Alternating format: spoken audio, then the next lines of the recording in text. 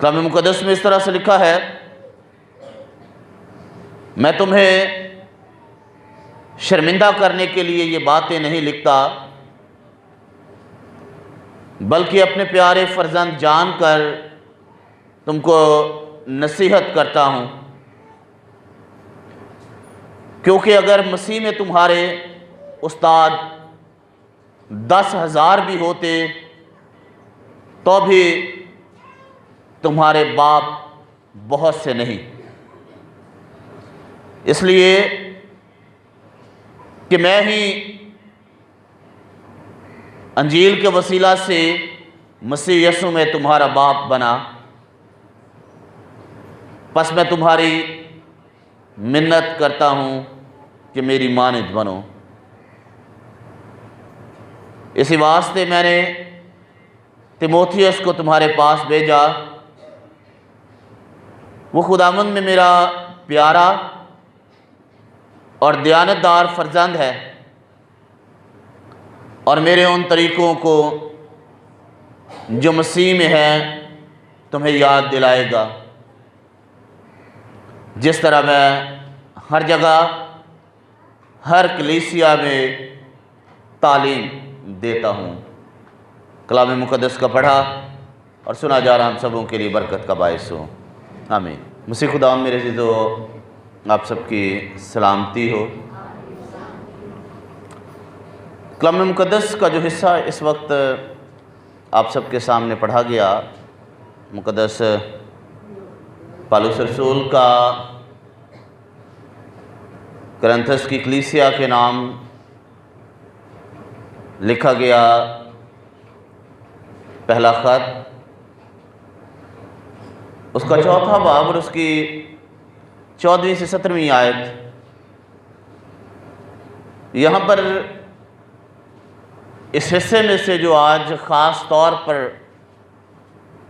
आयत या वो हिस्सा जो हमारी मज़मून होगा या जिस पर हम गौर करेंगे वो है 16वीं आयत का आखिरी हिस्सा। लिखा है, बस मैं तुम्हारी मिन्नत करता हूँ कि मेरी मानद बनो। कहता है कि मैं मिन्नत करता हूँ कि मेरी मानद बनो। ये हिस्सा जो है ये आज कि दोपहर हमारे लिए ख़ास तौर पर खुदा के कलाम में से हमारी रहनुमाई के लिए होगा। ये बज़ाहिर बाइबल मुक़द्दस को पढ़ें तो हमें ये लगता है कि मुक़द्दस पौलुस रसूल जो है ये बिलख़ुसूस कुरिन्थस की कलीसिया को कह रहा है कि मेरी मानद बनो। और ये बिलअमूम जो है ये उस वक्त जितनी भी कलीसियाएँ थी, चाहे वो गलती की कलीसिया हो, चाहे वो कुलसे की कलीसिया हो, चाहे वो फिलिप्पी की कलीसिया हो, दीगर जितनी भी कलीसियाएँ हैं वो, और दौरे हाजरा की कलीसिया, हम सब जो यहाँ पर मौजूद है, जो जब जब इस हिस्से को पढ़ता है तब तब खुदा का कलाम मुक़द्दस पौलुस रसूल के वसीला से ये कहता है कि मेरी मानद बनो। वो जब अपने आप के बारे में ये बात कहता है कि मेरी मानद बनो, इसमें बहुत सारी चीज़ें पाई जाती हैं। इसमें उसको अपना माजी भी याद है कि उसका माजी कैसा था, जब वो शायद गुनाहों की दलदल में धंसा हुआ था, जब वो फंसा हुआ था गुनाहों में और खुदा के लोगों को कत्ल व गारत करने में मसरूफ़ अमल रहता था। उसके सर पे ये धुन सवार रहती थी कि मैंने सिर्फ़ और सिर्फ जो है वो मसीहत का किला जो है वो कमा कर देना है, इसको मुकम्मल तौर पर ख़त्म कर देना है। लेकिन जैसे ही खुदावंद यीशु मसीह ने अपना चेहरा उस पर जलवागर फरमाया, जैसे ही खुदावंद यीशु मसीह उसकी ज़िंदगी में दाखिल हुए, उसकी ज़िंदगी तब्दील हो गई। लेकिन गौरतलब बात यह है, जब हम उस वाक़े को देखते हैं, जब दमिश्क की राह पर वो जा रहा था, खुदावंद यीशु मसीह उस पर ज़ाहिर हुए, तो उससे वाक़े में बड़ी बात यह है कि उसने खुदावंद यीशु मसीह को कबूल किया था। खुदावंद यीशु मसीह का ज़ाहिर होना, फिर उसको कबूल करना, फिर उस पर अमल करना, ये ज़रूरी अवामल है। खुदा का कलाम तो आज मुख्तलिफ़ तरीक़ों से, बाइबल मुक़द्दस के वसीला से या किसी और ज़राए इस तरीके से हम पर ज़ाहिर होता रहता है। गौर करने की बात यह है, सीखने की बात यह है कि क्या हम उस कलाम को कबूल करते हैं और फिर उस पर अमल भी करते हैं या नहीं करते। और यहाँ पर वो जो बात मुक़द्दस पौलुस रसूल कह रहा है, उसमें पहली बात जो है वो जब उसने खुदावंद यीशु मसीह को कबूल किया, उसके दुख उठाने में और उसकी हलीमी शामिल है। उसकी मानद वो कह रहा है कि मेरे दुख उठाने में और दुख उठाने के बावजूद भी मेरी हलीमी और मेरी आजी, मेरी इनकसारी जो है वो तुम में पाई जानी चाहिए। अगर हम देखें मुक़द्दस पौलुस रसूल का ही करंथियों के नाम लिखा गया दूसरा ख़त, उसका 11वां बाब 23वीं आयत से देखें, लिखा है, क्या वही मसीह के खादिम हैं? मेरा ये कहना दीवानगी है। मैं ज़्यादातर हूँ, मेहनतों में ज़्यादा, कैद में ज़्यादा, कोड़े खाने में हद से ज़्यादा, बारहा मौत के ख़तरों में रहा हूँ। मैंने यहूदियों से 5 बार एक कम 40 कोड़े खाए,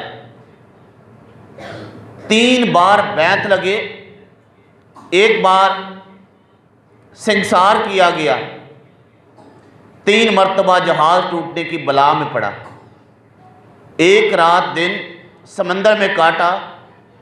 मैंने 12 सफ़र में, दरियाओं के ख़तरों में, डाकुओं के ख़तरों में, अपनी कौम से ख़तरों में, गैर कौमों से ख़तरों में, शहर के ख़तरों में, बियाबान के ख़तरों में, समंदर के ख़तरों में, झूठे भाइयों के ख़तरों में, मेहनत और मुशक्क़त में, 12 बेदारी की हालत में, भूख और प्यास की मुसीबत में, 12 फाका कशी में, सर्दी नंगेपन की हालत में रहा। और बातों के अलावा जिनका मैं ज़िक्र नहीं करता, सब कलीसियाओं की फ़िक्र मुझे हर रोज़ आद बाती है। ये वो तमाम बातें हैं, ये वो तमाम चीज़ें हैं जो मुक़द्दस पौलुस रसूल ने अपनी खिदमत में दुख उठाए, मुसीबतें बर्दाश्त की। उसमें फाके भी है, उसमें जब वो सफ़र करता है उस वक्त की मुसीबतें हैं, सारा आपने पढ़ा।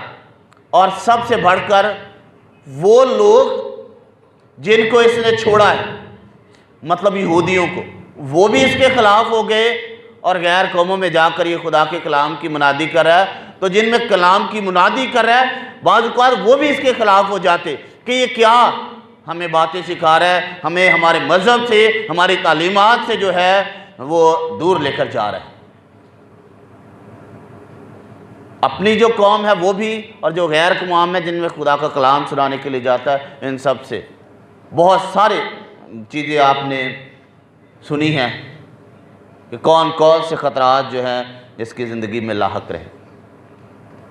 लेकिन बावजूद इन सारी चीज़ों के उसके ज़िंदगी में ना डर आया, ना खौफ आया, ना हरासा हुआ, और ना उसने ये बात सोची कि मैं अपने इस इरादे को जो है वो तर्क कर दूं। वो खुदा का कलाम सुनाने में मगन रहा। मसरूफ़ अमल रहा, मुश्किलात, परेशानियाँ, मुसीबतें, दुख आती रहीं।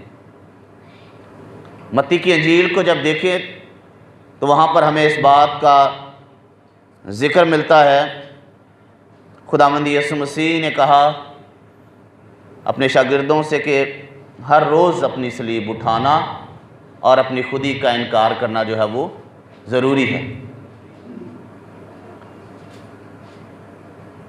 सलीब उठाना मतलब अपने आप पर बोझ बर्दाश्त करना, अपने आप को दुख देना, अपने आप को खुद जो है तकलीफ़ों में डाल देना, खुद ये चुनाव करना कि मैं आपके अपने कंधों पर सलीब रख रहा हूँ, इसका वज़न मुझ पर है, इसके बायस मुझे तकलीफ़ पहुँचेगी। खुद चुनाव करना अपने लिए दुखों का। और मसीही ज़िंदगी भी ऐसी ही है। जब हम अपने आप को मसीही कहते हैं तो हम खुद अपने लिए दुखों का, मुसीबतों का चुनाव कर लेते हैं। आप मेरे साथ निकालें नए अहदनामा में से ही तसल्लीके की कलीसिया के नाम लिखा गया मुकद्दस पौलुस रसूल का ख़त, पहला ख़त तसल्लीके की कलीसिया के नाम लिखा गया मुकद्दस पौलुस रसूल का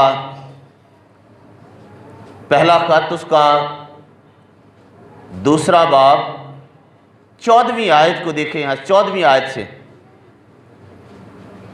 लिखा है, इसलिए कि तुम भाइयों खुदा की उन कलीसियाओं की मानद बन गए जो यहूदिया में मसीह यीशु में हैं, क्योंकि तुमने भी अपनी कौम वालों से वही तकलीफ़ें उठाई जो उन्होंने यहूदियों से, जिन्होंने खुदावंद यीशु को और नबियों को भी मार डाला और हमको भी सता कर निकाल दिया।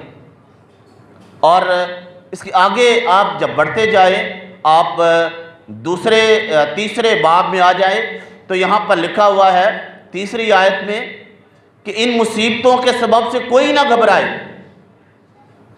क्योंकि तुम आप जानते हो कि हम इन्हीं के लिए मुकर्रर हुए हैं, बल्कि पहले भी जब हम तुम्हारे पास थे तो तुमसे कहा करते थे कि हमें मुसीबतें उठाना होगा, चुनाचे ऐसा ही हुआ और तुम्हें मालूम भी है। हम जब अपने आप को मसीही कहते हैं, अपने आप को ईमानदार कहते हैं, तो हमारे सामने जिस्मानी रूहानी मुश्किलात, मुसीबतें जो है वो हमेशा खड़ी रहती हैं। और जो हवाला मैंने आप सबके सामने पढ़ा गया कि उसने कितनी बार कोड़े खाए हैं, कितनी दफ़ा खाए? 5 बार। कितने कितने कोड़े खाए हैं? 1 कम 40 कोड़े जो है उसने 5 बार खाए, और कई ऐसी और मुसीबतें जो है वो बर्दाश्त करता, लेकिन उसकी ज़िंदगी में हलीमी, आजिज़ी और इनकसारी का दामन जो है उसने कभी नहीं छोड़ा। उसकी ज़िंदगी में तैश, उसकी ज़िंदगी में गुस्सा, ये बात नहीं आई, या उसकी ज़िंदगी में जो है नाकामी जो है वो कभी दाखिल नहीं हुई कि मैं इन सारी चीज़ों के बाद जो है मैं इन सारी चीज़ों को छोड़ दूँ। लिखा है वो संसार भी किया गया।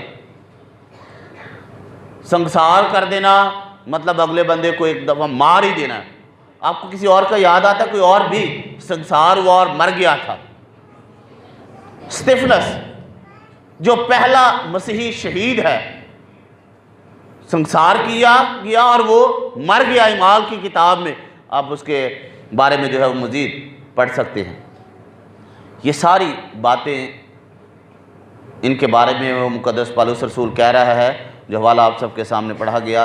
लिखा है, बस मैं तुम्हारी मिन्नत करता हूँ कि मेरी मानद बनो। यहाँ पर ये जो बात कह रहा है इसमें 3 चीज़ें और पाई जाती हैं।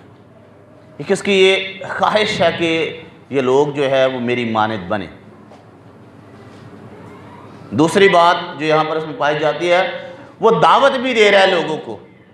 एक उसकी ख्वाहिश है, दूसरा लोगों को दावत दे रहा है कि आओ और मेरी मानिंद बनो, मैं कैसा हूँ, मुझे कैसा खुदा ने मकाम दिया है। इसके बारे में मैं आपको एंड पे जाकर बताऊंगा कि वो क्यों लोगों को जो है वो इसके बारे में दावत दे रहा है, क्यों उसकी ख्वाहिश है, क्यों ये नसीहत कर रहा है कि मेरी मानिंद बनो। और इन सारी चीज़ें दुख उठाने में वो अपने आप को आजिज़ रखता है। और दूसरी बात जो यहाँ पर वो कहता है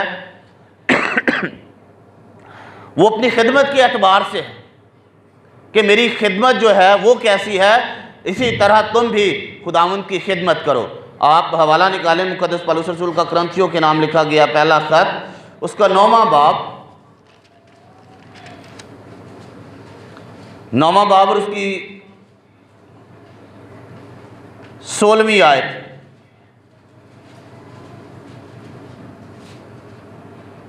लिखा है, अगर खुशखबरी सुनाऊं तो मेरा कुछ फ़ख्र नहीं, क्योंकि ये तो मेरे लिए ज़रूरी बात है, बल्कि मुझ पर अफसोस है अगर खुशखबरी ना सुनाऊं।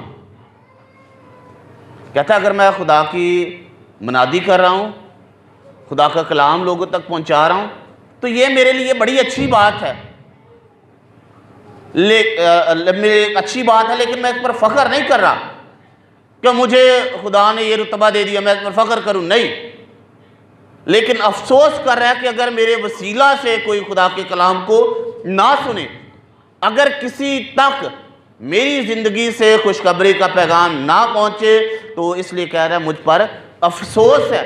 वो अपने आप पर दुख का इजहार जो है वो कर रहा है, क्योंकि खुदा ने मुझे इसलिए चुना है और मुझे जो है मेरी वजह से किसी ज़िंदगी तक खुदा का कलाम ना पहुँचे।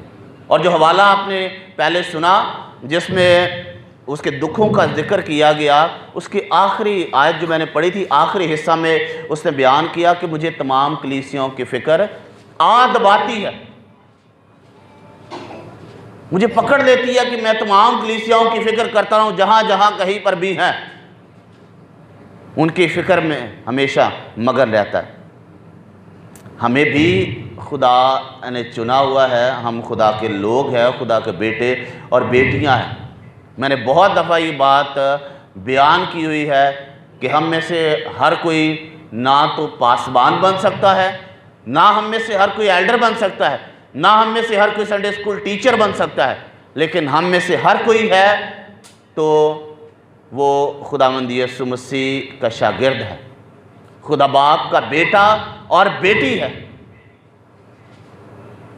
हमें खुदा ने मुख्तलिफ नेमतें दी हैं, मुख्तलिफ बरकतें दी हैं। हम हर उस फील्ड में रहकर, हर उस काम में रहकर खुदा का कलाम जो है वो लोगों तक पहुंचा सकते हैं। आप कोई भी काम कर रहे हैं, खुदा का कलाम बयान करता है कि वो जो ढीले हाथ है उनसे काम करने वालों को पसंद नहीं करता, या करता है?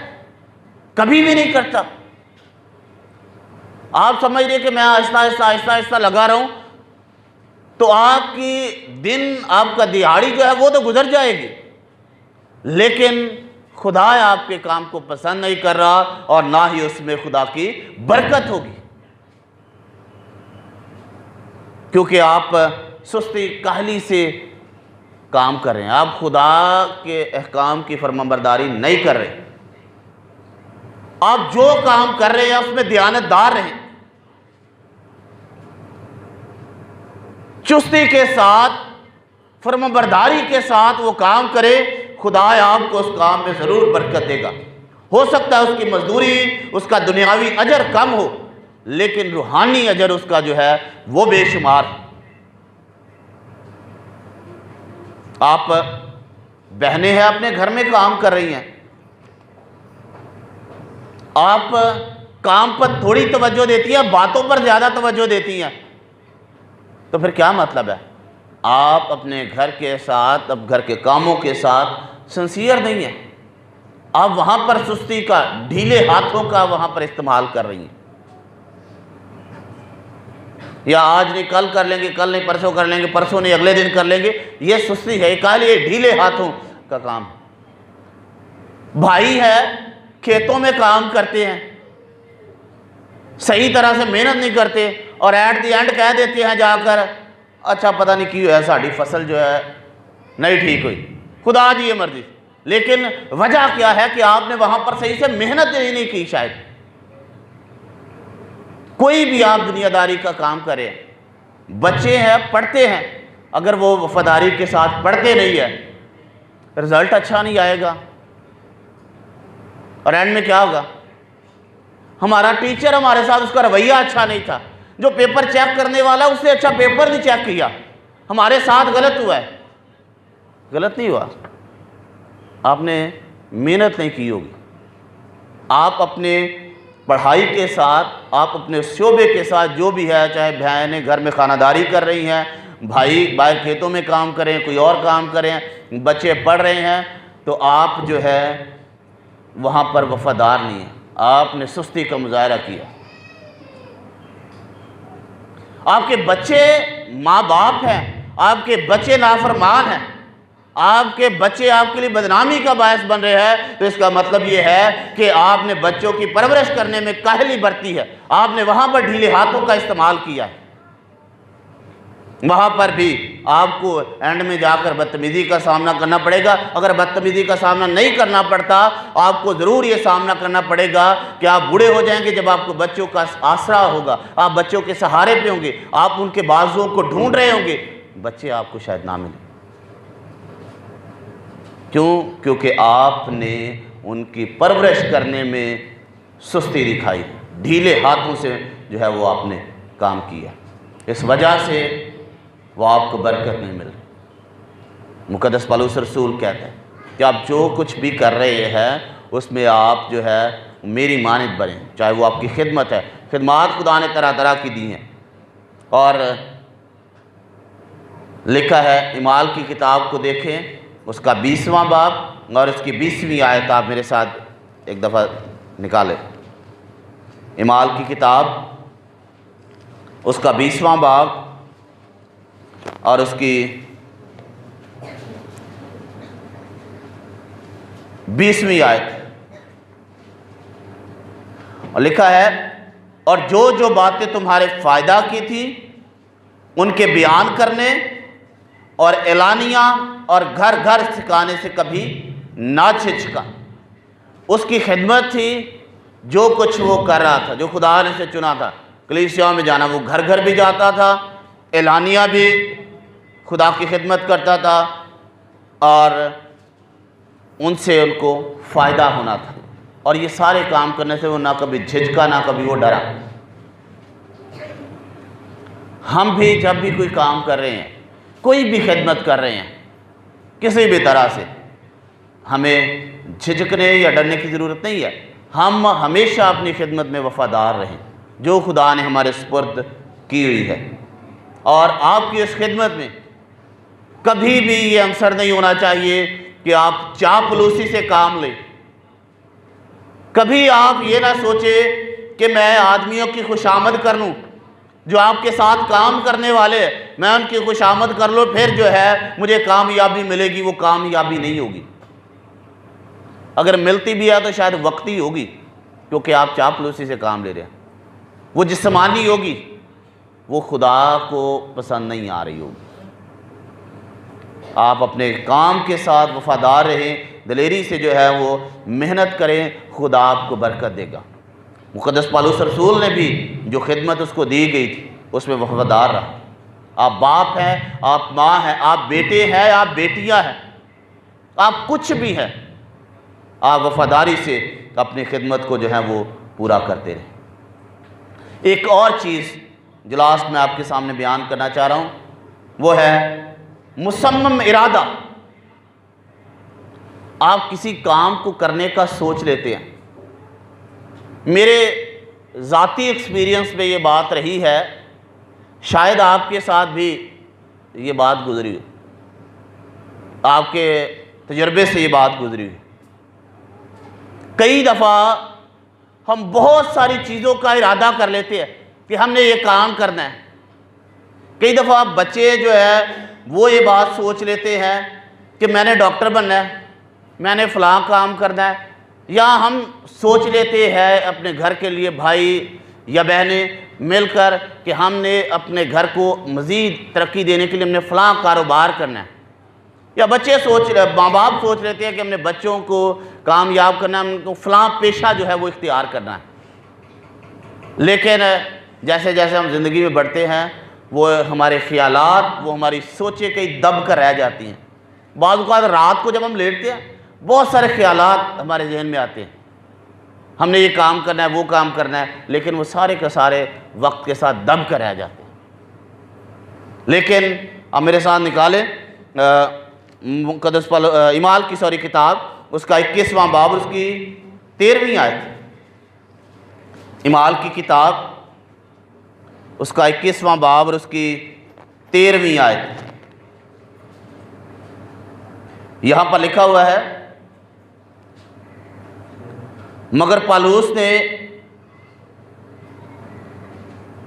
पालूस ने जवाब दिया कि तुम क्या करते हो, क्यों रो रो कर मेरा दिल तोड़ते हो? मैं तो यरूशलेम में खुदावंद यीशु के नाम पर सिर्फ बांधे जाने बल्कि मरने को भी तैयार हूँ।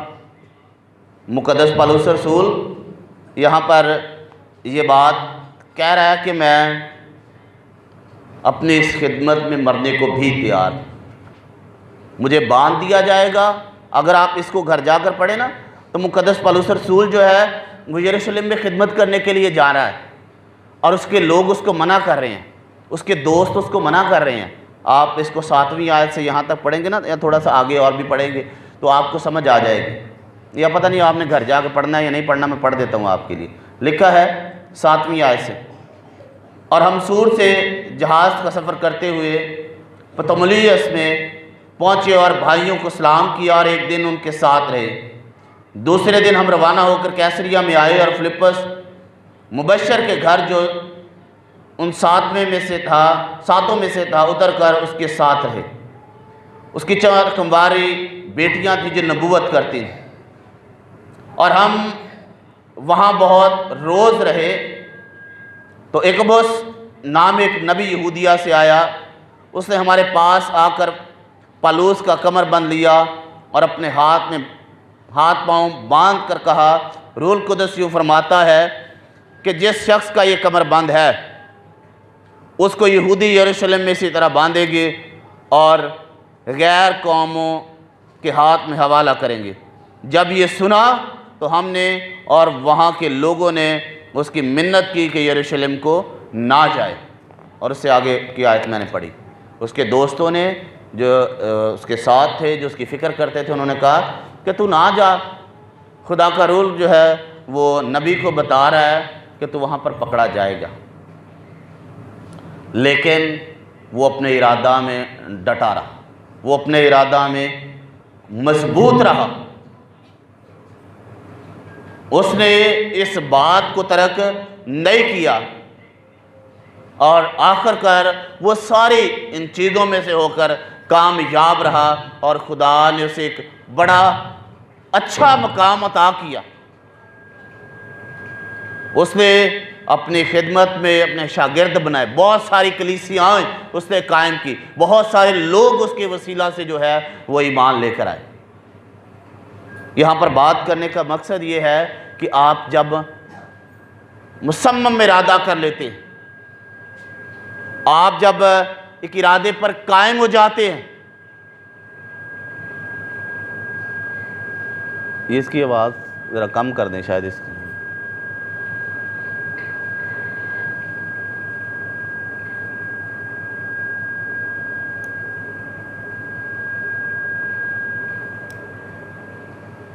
जब आप मुसम्मम इरादा कर लेते हैं, जब आप डट जाते हैं, तो आपको हो सकता है उसमें मुश्किलात आएँ, परेशानियाँ आएंगी, लेकिन जब आप कामयाब हो जाएंगे तो आपकी सारी परेशानियाँ, सारे दुख, सारी तकलीफ़ें जो है वो आप भूल जाएंगे। जब औरत की ज़िंदगी को आप देखें जब वो माँ बनने वाली होती है, बड़ी मुश्किलात से वो गुजरती है, लेकिन जब उसके सामने उसका बेटा, उसकी बेटी, उसका बच्चा उसके सामने लाया जाता है तो सारी वो दुख, सारी वो तकलीफ़ जो है वो भूल जाती है, और उसकी बेटे या बेटी की जो औलाद उसको खुदा ने दी है वो उन सारी तकलीफ़ों से बढ़कर होती है। इसी तरह जब आप कामयाब हो जाते हैं तो आप सारे दुख, दर्द, तकलीफ़ें जो है वो भूल जाते हैं, क्योंकि आपके सामने वो दुख नहीं होते, आपके सामने आपकी कामयाबी होती है जिसकी आप खुशी मना रहे होते हैं। और मुक़द्दस पौलुस रसूल भी इस बात के लिए खुशी का इजहार करता है, और साथ ही साथ चूँकि उसको फ़िक्र है सारी कलीसियाओं की, सारे लोगों की, इसी वजह से वो सबको ये बात कह रहा है कि मेरी मानिद बनो। और आज भी मुक़द्दस पौलुस रसूल के वसीला से खुदा का कलाम जो है वो हमें इस बात की दावत दे रहा है कि हम भी जो है उसकी मानिद बने, हम खुदावंद को कबूल करें, हम जो जो खिदमात खुदा ने हमें दी हैं, जो कुछ हमारे पास है, हम उसको वफ़ादारी और जाफिशानी के साथ जो है वो पूरा करें। और जब हम इसको पूरा कर लेते हैं, जब हम अच्छे वफ़ादार बेटे और बेटियां बने रहते हैं, तो हमारे लिए खुदावंद ने बहुत बड़ा अजर रखा हुआ है। मुक़द्दस पौलुस रसूल कहता है, लिखा है, मैंने ईमान को महफूज रखा, मैं अच्छी कुश्ती लड़ चुका, मैंने दौड़ को ख़त्म कर लिया, मैंने ईमान को महफूज रखा, आइंदा के लिए मेरे वास्ते रास्तबाजी का वो ताज रखा है जो आदिल मुनसिफ यारी खुदावंद मुझे उस दिन देगा, और सिर्फ मुझे ही नहीं बल्कि उन सब को भी जो उसके ज़हूर के आरज़ूमंद है। ये सारी बातें चाहता है वो कि हर एक ईमानदार बेटा, हर एक ईमानदार बेटी, हर एक भाई, हर एक बहन जो है खुदा ने उसके लिए ये रास्तबाजी का ताज रखा हुआ है। चाहता है कि हर कोई रास्तबाजी का ताज हासिल करे, लेकिन उसके लिए हमें मेहनत करनी होगी, हमें दुख और मुसीबतें बर्दाश्त करनी होंगी। कहता है कि मैंने अच्छी कुश्ती लड़ी है, और कुश्ती में कभी भी आपने रेसलिंग देखी हो या कभी आपने कबड्डी देखी हो, कभी भी आसानी नहीं होती। आगे जो आपके सामने आपका फरीक खड़ा होगा, जो आपके साथ खेलने वाला खड़ा होगा, वो आप पर भी अपने दाव पेच ज़रूर लगाएगा, आपको हराने की कोशिश करेगा, लेकिन जब आप कामयाब होंगे तो ज़रूर आपको कोई ना कोई इनाम मिलेगा। जब हम ज़िंदगी और इस ईमान की दौड़ में कामयाब हो जाते हैं तो खुदा हमें इस ज़िंदगी में बरकतें देता है, और आइंदा जहान में वो हम अपने साथ रखता और रास्तबाजी का ये ताज अता करता है।